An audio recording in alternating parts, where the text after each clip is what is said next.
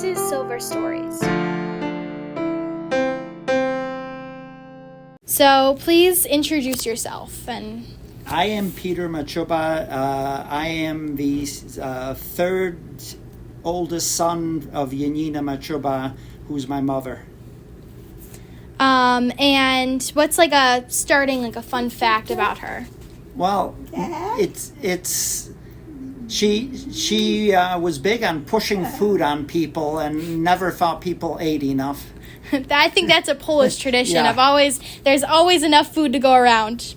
Yeah, always enough food, and you've never taken enough, even if you've, taken seconds already. Yeah, definitely. What was her childhood like? She was born in Poland in 1927 and lived in their house, which had a farm and had animals, and she was there until I think 1941 when the Russians came in and dismantled their house and forced them out of there, and she then she stayed kind of in the area she was in, which is now part of Ukraine, but then at some point in the early 1940s was taken to Germany and was in a slave labor camp helping build barracks for some airplane factory. Wow. Yeah, so she was at 16, she was like cutting boards to do framing for this. Wow. So, and she was there in Germany until they were liberated by the American Army. Did she ever tell you like any particular stories about that, or? Well, she was saying, that she was very hungry, and in the factory, one of the people working there had a child about her age and would bring in food. When she was 16, would bring in bread and throw it down on the floor. So if he was caught, he could have, been killed. Yeah. And she really appreciated this man. So after she moved to the United States? Well, no. Or... After that, she ended up... She was originally going to be sent to Argentina when they were sending the refugees around the world, but then found out that her brother was in England, so she ended up being able to go to England, which is where my parents met, in Lancaster in England. They met after the war and got married in 1951. Wow. And then my mother's side of the family stayed mostly in England, except her one sister that was stayed in Poland, the oldest sister. And then her and her sister and brother and parents ended up in England, in Lancaster. The mother's side of the family stayed in England. My father's side, a bunch of them came to America. So in 1968, her and my father and the four boys came to England, or came to the U.S. to Chicago. Gotcha. Okay. So as you know, did she have like any particular traditions that she brought over from? Yeah. Well, her main holiday was Christmas Eve, and she didn't care if you came on Christmas Day, but Christmas Eve was the big holiday, and she was always happy. My youngest brother and I lived in the area, so we would go to all of the Christmas Eves, but my two oldest brothers, who one of them was in the Army and ended up around the country and the world, but then he ended up in Kentucky and then Georgia, so they would come up every once in a while for Christmas Eve. And my oldest brother moved from Chicago to Atlanta, and they would come up every once in a while. So she was always happy when she had a full house of people. That's sweet. Did you guys have any like Polish traditions for Christmas Eve or anything? Or well, I just the big meal, and I think it's supposed to be 12 courses, and the just having the Christmas tree and opening presents on Christmas Eve. That's sweet. So did she have a job when she came to the United States or even She in England? didn't initially. She had a job in England working at a department store for a little bit until my oldest brother was born, and then I think she worked a few months, or she worked a little while, and then when he was a couple of years old, he asked her to stay home, and she stayed home, and then had the other 3 boys. And then when we moved to the U.S. after my there's my daughter who knows a bunch of the dates and everything. But Hi. when did she leave Poland? Was it 1941 or so, or? I believe it was May 1942. Oh, okay. Okay. Because she was in Małinsk for a while before they were taken to Germany. Okay. And when did she end up in Germany? It would have been, I think, September 1942 or early 1943. Okay. So, and then she was there until 1945 when they were liberated by the Americans? She was a forced labor until 1945, but she was in Germany until 1951. Okay. Yes, yeah. Wait, 51 or 50? I think 1951, because she went to England over the course of a 6-week boat journey and then ended up in England in 1951 still. Okay. I knew they got married in 51, and I knew it was kind of a quick courtship, but I didn't know it was that quick. It was less than 6 months. I think it was 4 months. Okay. They knew each other. Okay. So what was the story behind that and how your parents met? He saw.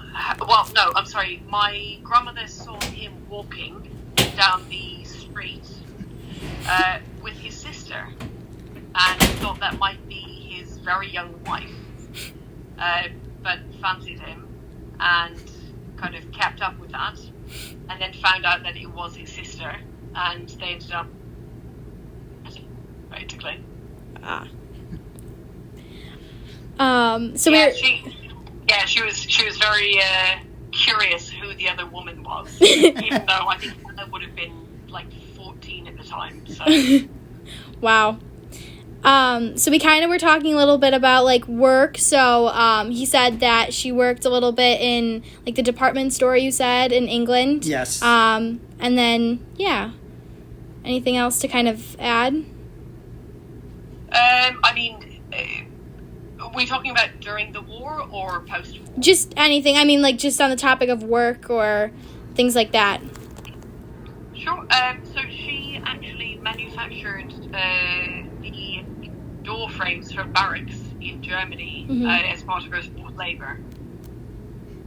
So she was essentially doing woodworking. Well, not really woodworking, but a very, very light form of carpentry at 14 years old. And, after that, when she came to the United States, she was working in a doctor's office as a receptionist, if I'm not mistaken. You can definitely... I forgot about that part. Yeah.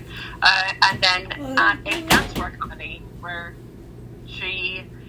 I'm definitely not the dancewear kind of granddaughter that she was looking for. Yeah, she would bring tutus home all the time.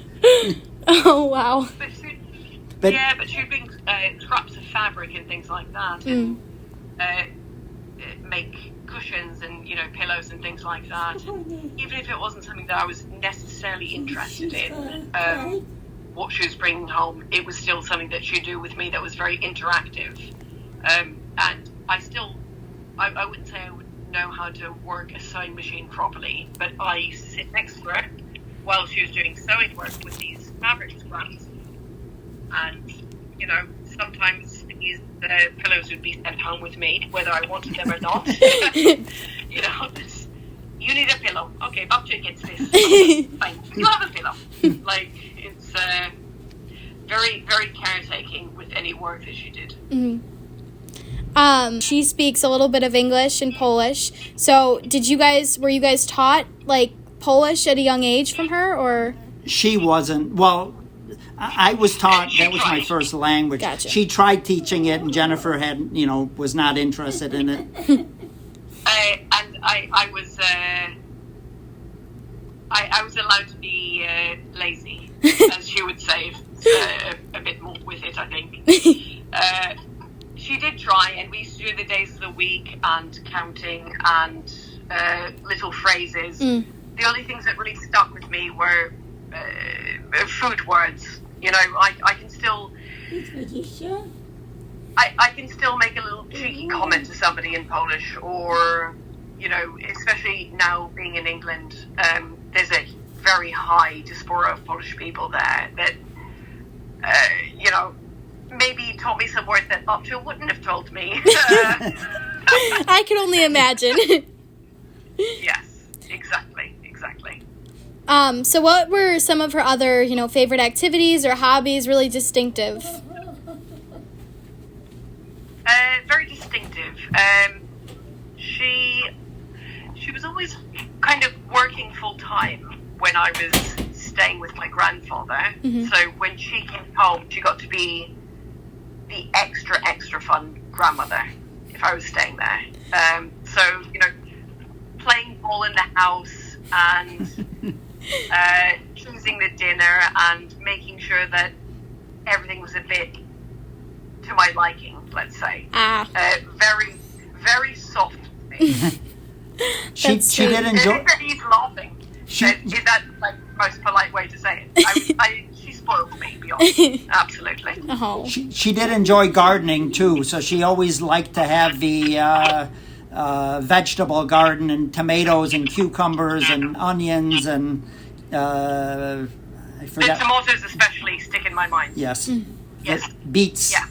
And she would always include me in either planting or actually picking them, and would explain to me why they were ready. And, you know, I would smell the stems, and it's something that sticks in my brain so heartily, that fresh tomato stem smell. It's anything you've ever had in a grocery store is nothing like what she used to grow. And, you know, we would go pick carrots from her garden, and we'd wash them and then make a salad with it. And it was a very holistic experience, I would say. That's sweet. So is there anything, usually I end with like one piece of advice for the world. Is there something that she always told you guys growing up that, you know, you stuck in your brain, you know, be a good person, or anything, you know, that she always said this was kind of her motto? I don't think that she was very verbal about these things, but something that she would kind of model is get to know the person and judge them by their actual character versus what you expect of the person. Sure. Because she is a very old school lady, but when she would meet somebody, don't judge a book by its cover would be the very